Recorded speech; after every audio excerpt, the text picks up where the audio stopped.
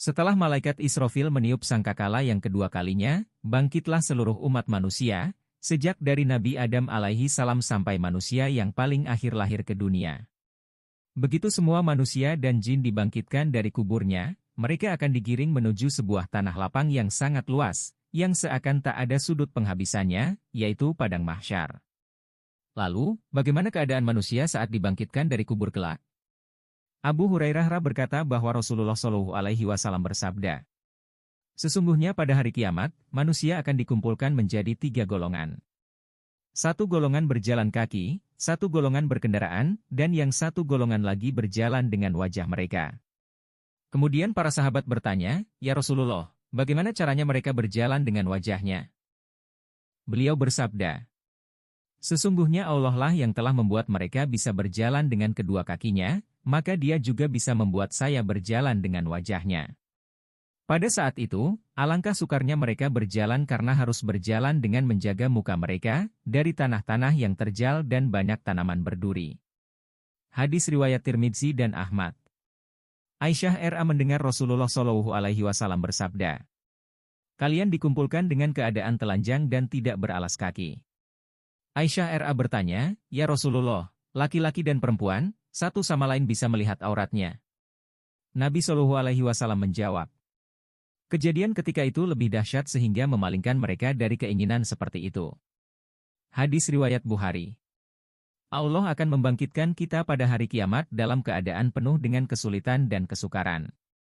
Masing-masing di antara kita akan sibuk dengan dirinya sendiri, tanpa sempat mengurus keadaan orang lain. Tak hanya itu, kelak semua manusia pada hari kiamat akan terbagi menjadi beberapa kelompok. Artinya, yaitu hari pada waktu itu ditiup sangkakala lalu kamu datang berkelompok-kelompok, Quran Surah An-Naba'ah, 78-18. Muadz bin Jabal datang menemui Rasulullah Shallallahu Alaihi Wasallam dan menanyakan maksud firman Allah tersebut. Mendengar pertanyaan dari Muadz bin Jabal itu, Rasulullah Shallallahu Alaihi Wasallam menangis sehingga mengakibatkan baju beliau basah oleh air mata. Kemudian beliau bersabda, wahai Muadz, sesungguhnya engkau telah menanyakan sesuatu yang amat sangat besar. Sesungguhnya maksud firman Allah tersebut adalah kelak pada hari kiamat, umatku akan dibangkitkan dan digiring dari kuburnya menuju padang mahsyar dengan keadaan terbagi menjadi 12 kelompok, yaitu kelompok pertama, golongan orang-orang yang dibangkitkan dan dikumpulkan dalam keadaan tidak memiliki tangan dan tidak memiliki kaki. Mereka itu di dunianya adalah orang-orang yang suka menyakiti hati tetangganya, baik perkataan maupun tingkah lakunya, sehingga para tetangganya tidak nyaman jika bertemu dengannya. Kedua, golongan orang-orang yang dibangkitkan dan dikumpulkan dalam keadaan menyerupai babi. Mereka ini adalah golongan orang-orang yang suka melalaikan sholat, padahal suara azan telah memanggil dengan lantangnya, bahkan teman mereka pun telah mengingatkan, namun mereka tetap mengacuhkannya. Kelompok ketiga, mereka akan digiring dari kuburnya dalam keadaan perut mereka membuncit laksana gunung yang dipenuhi dengan ular, kalajengking, dan binatang-binatang melata lainnya.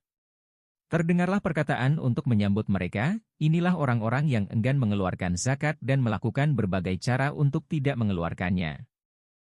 Kelompok keempat, golongan orang-orang yang dibangkitkan dan dikumpulkan dalam keadaan mulutnya mengalirkan darah.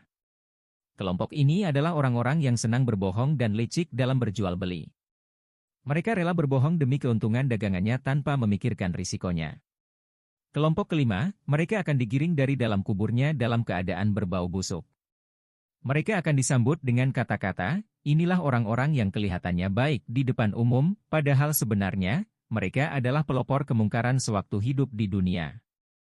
Kelompok keenam, mereka akan digiring dari dalam kuburnya dalam keadaan tenggorokan dan tengkuknya terputus. Terdengarlah kata-kata, inilah orang-orang yang suka memberikan kesaksian palsu sewaktu hidup di dunia.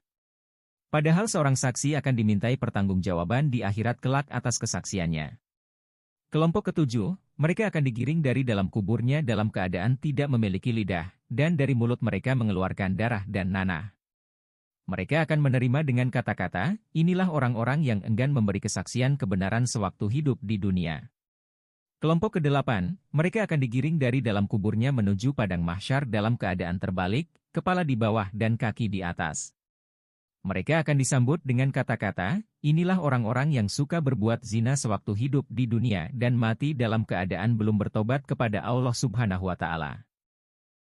Kelompok ke-9, mereka akan digiring dari dalam kuburnya dalam keadaan wajah mereka berwarna kehitam-hitaman dan mata mereka berwarna kebiru-biruan, sedang di dalam mulut mereka dipenuhi dengan api.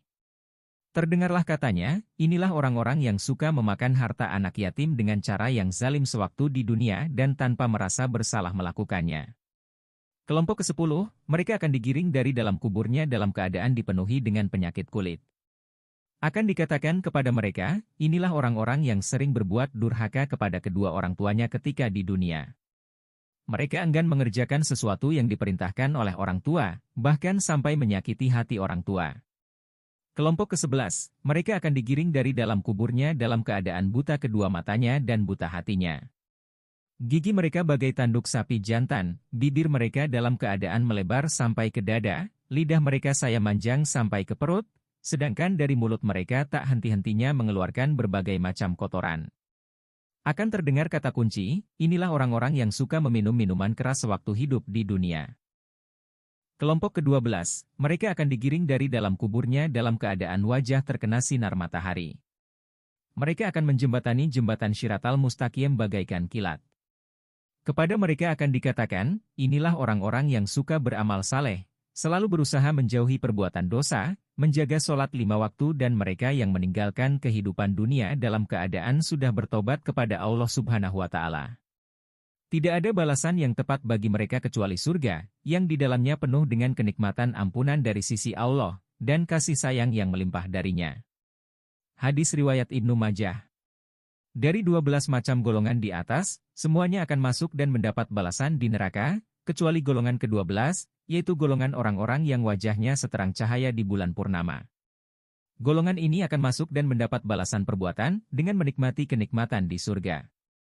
Itulah tadi keadaan manusia saat dibangkitkan dari kubur.